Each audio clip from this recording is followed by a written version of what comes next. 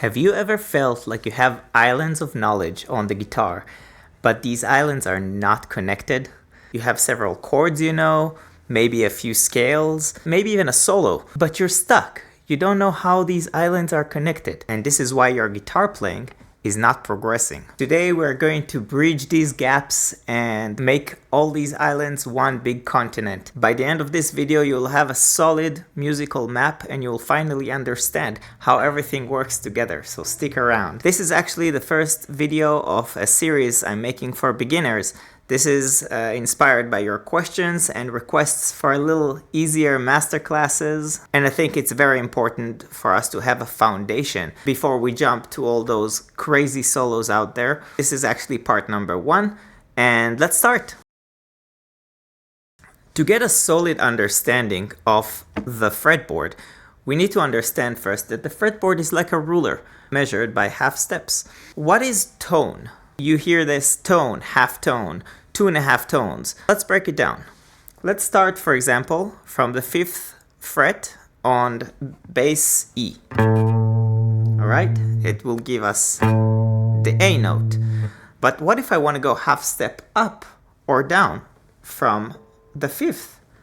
So if I want to go up from this fret, I'm going to go towards me, half step, which is going to be half tone. So each one of those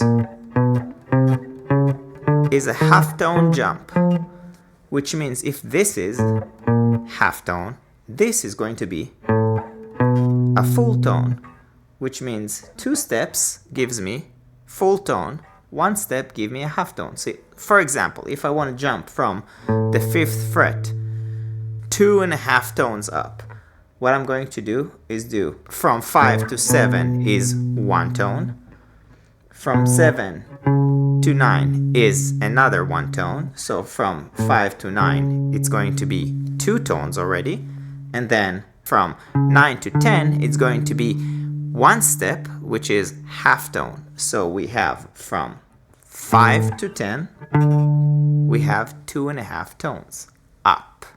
If I want to go down, I'll do, for example, half tone down, 1 tone down. This is all with respect to 5, of course. So from 5 to 4 it will be half tone down.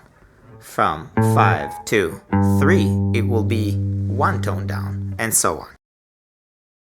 Now that we know what is tone and half tone, we're going to understand what is sharp and flat. One is the hash symbol, which is called sharp, and the other one is the lowercase b, which is flat. For example, if I have this A note on 5, it's going to be A sharp, which takes us half tone up, and A flat, which takes us half tone down.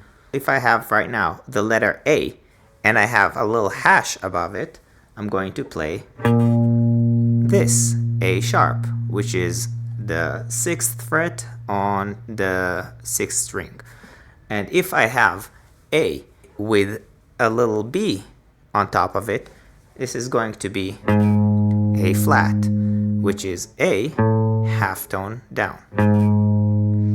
And this is sharp and flat. Now that we know what is tone, what is half tone, what is sharp, what is flat, it's time to introduce the major scale. The major scale is the DNA of all Western music, and it goes like this. Let's choose a root. Root is the first degree of the scale, which means the first note where it starts from. For example, if I want to play a major scale in A, I'm gonna go on A, and this will be my root. This is where I'm going to start the scale from. The major scale have 7 degrees. 1, 2, 3, 4, 5, 6, 7, and we're going back to A, which is an octave up. Octave is when we take a note, we go through the whole scale and we reach the same note, but in 1 pitch up.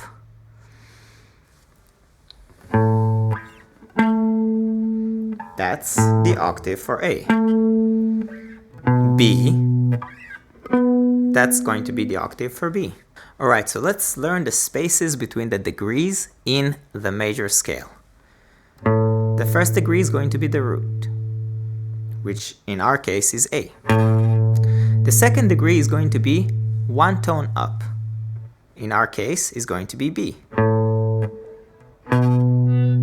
The 7th fret, because we started in 5. So this is first degree, second degree.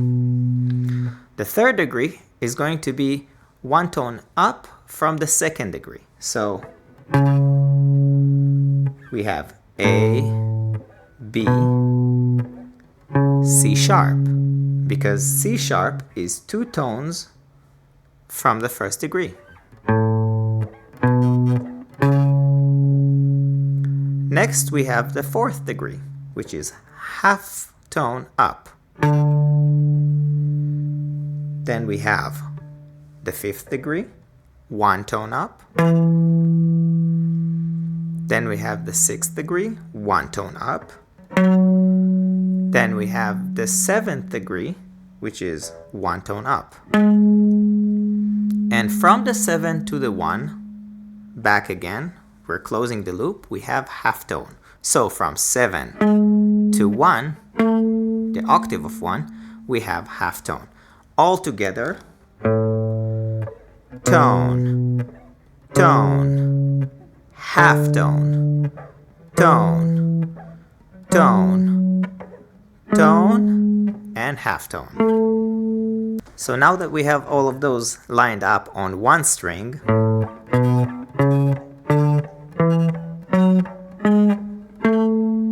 I'm going to create a box.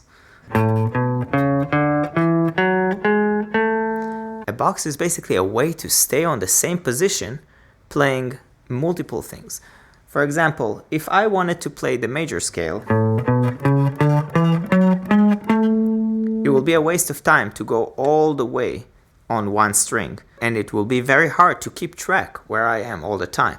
So what we're doing is we're creating a box for the major scale of A.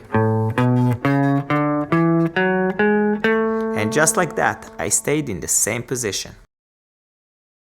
What if I want to shift the major scale and not play it in A, play it in G, for example? Then the root will have to start from G. And we count the same spaces from G and up. So G is going to be the first degree, A is going to be the second degree, B is going to be the third degree, C is going to be the 4th degree, D is going to be the 5th, E is going to be the 6th, F sharp is going to be the 7th, and we are back to G, an octave up. And we had the same spaces. Have you noticed? 1, 1, half, 1, 1, 1, and half.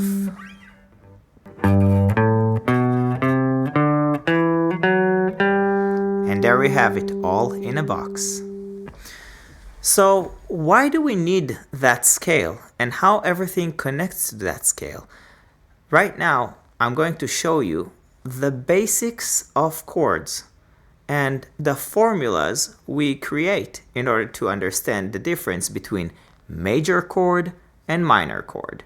Alright, so let's learn, first of all, what's the difference between major and minor. The simplest way to break it down is major is giving you happy feeling, minor giving you a sad feeling. Of course, that's very open to interpretation, but just this change give us the contrast, give us the metaphor happy or sad.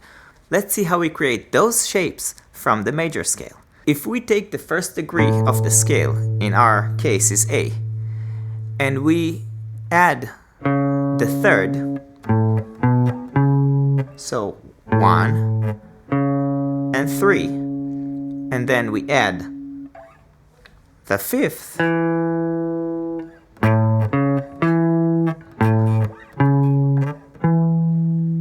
Then we create the major chord, the happy chord.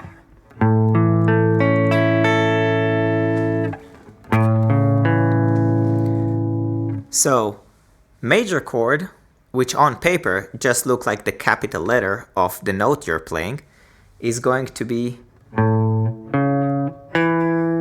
1 plus 3 plus 5. Let's write it like a mathematical formula, alright? So x will be equal to 1 plus 3 plus 5. X can be any first degree you want to choose, any root you want to choose.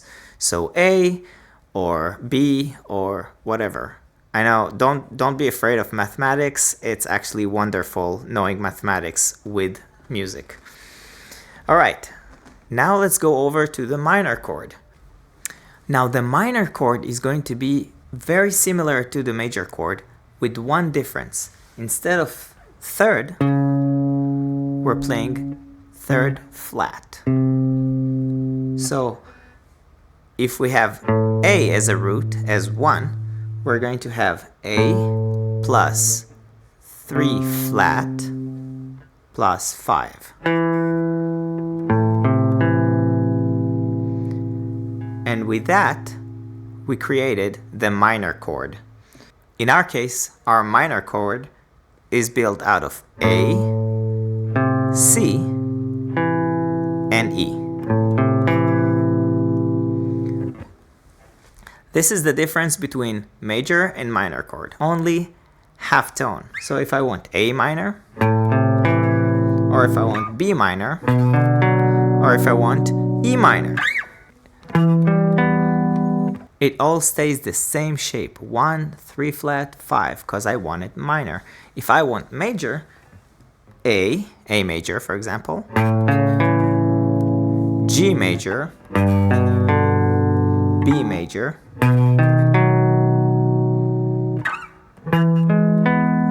E major. So now we know the difference. Major equals 1 plus 3 plus 5. We're talking degrees. And minor equals 1 plus 3 flat plus 5. Now with this knowledge, you can already start playing a lot of songs. For example, House of the Rising Sun.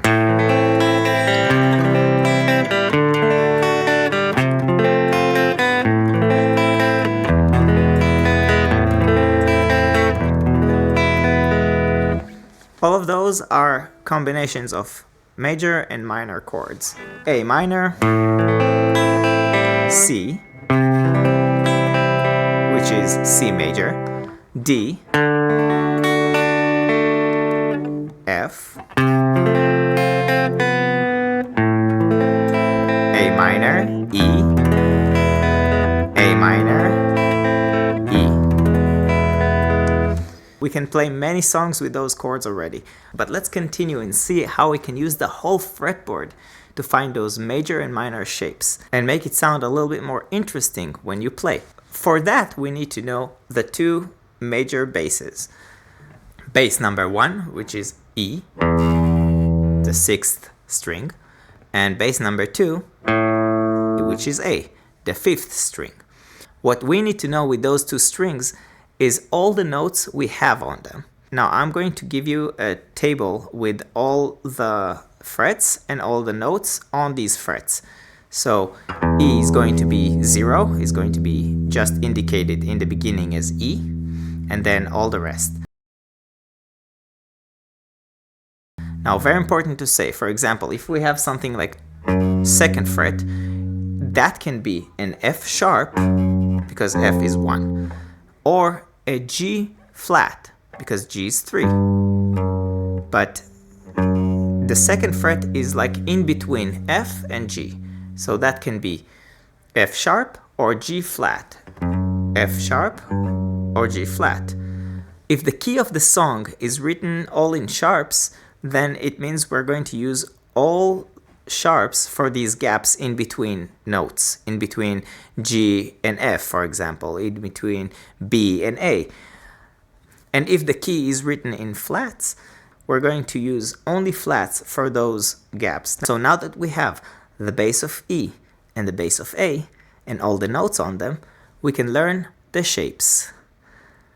We are all familiar with the F bar chord.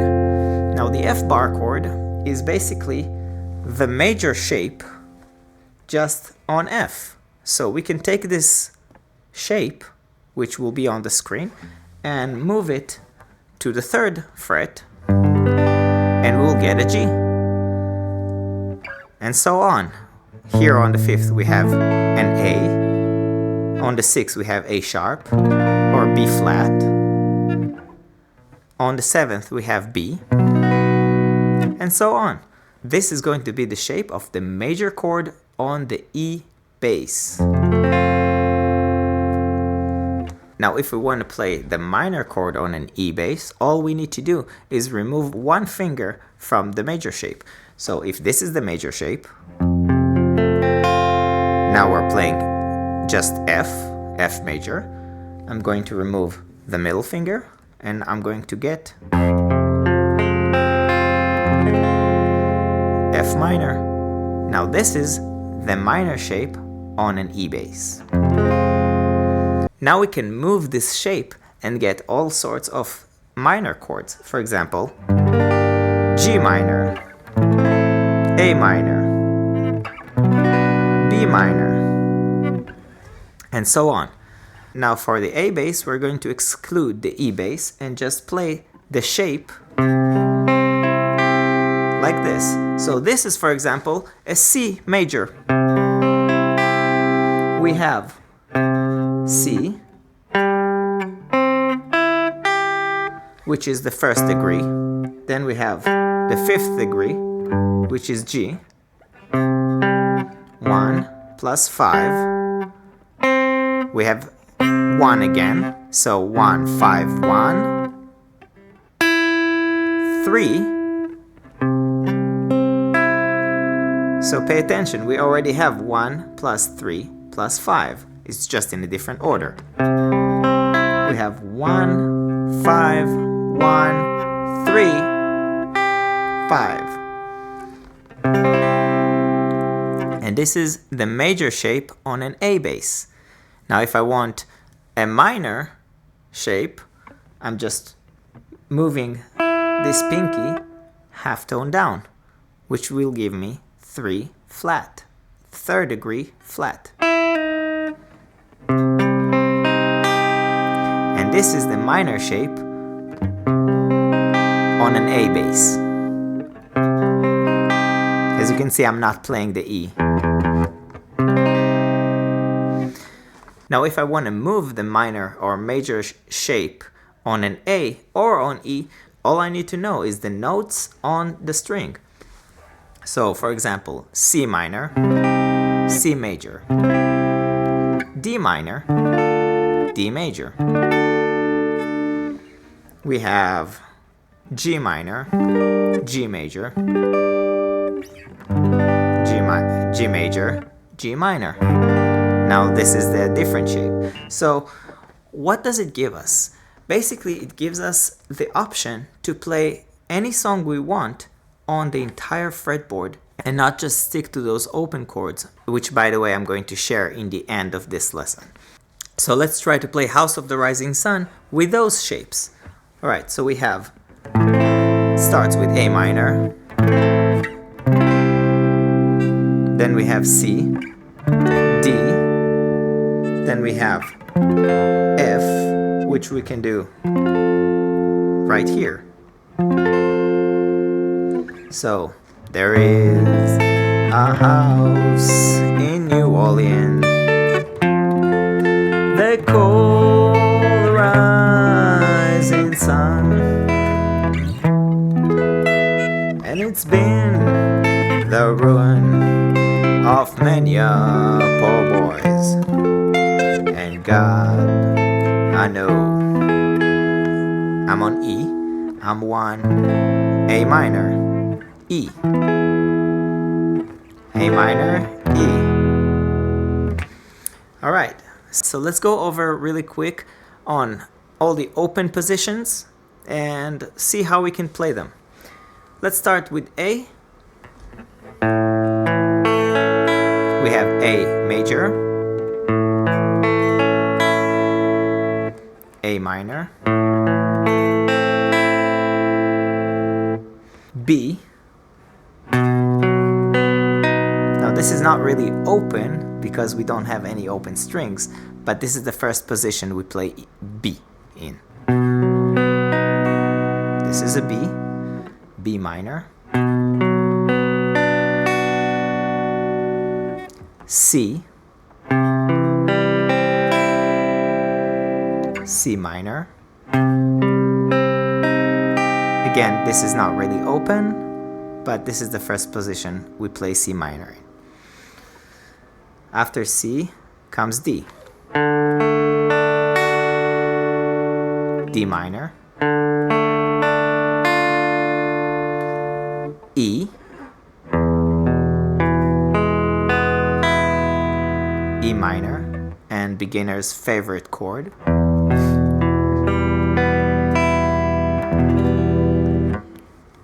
F, F minor, and G, open G. Now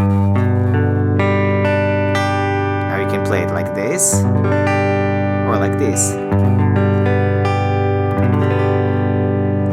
I prefer this. This instead of this. So G minor,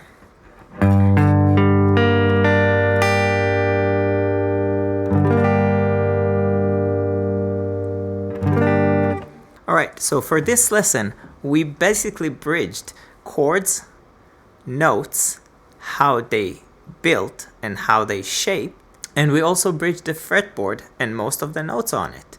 So now you can look at the 5th fret and can say, hey, I can see A, or I can see A minor, or I can see D minor, or D, just because you know it's on the 5th. Next lesson, I'm going to show you how much more we can do with just one scale, the major scale. And I'm going to show you a lot more chord combinations and a lot more physical exercises you can do with your fingers in order to practice all of this information. I know this lesson was very theoretical, but trust me, if you want to really play good and understand what you're playing and know where you are all the time, you have to know the foundations, and the foundations is this. I enjoy teaching you guys. I love all the comments and all the questions you have. As you can see, I'm responding to them, and if you follow up with these classes, watch them and practice with me, you will get to wherever you want to go on the guitar, and I guarantee that. Thank you so much for sticking around, and stay tuned for the next part.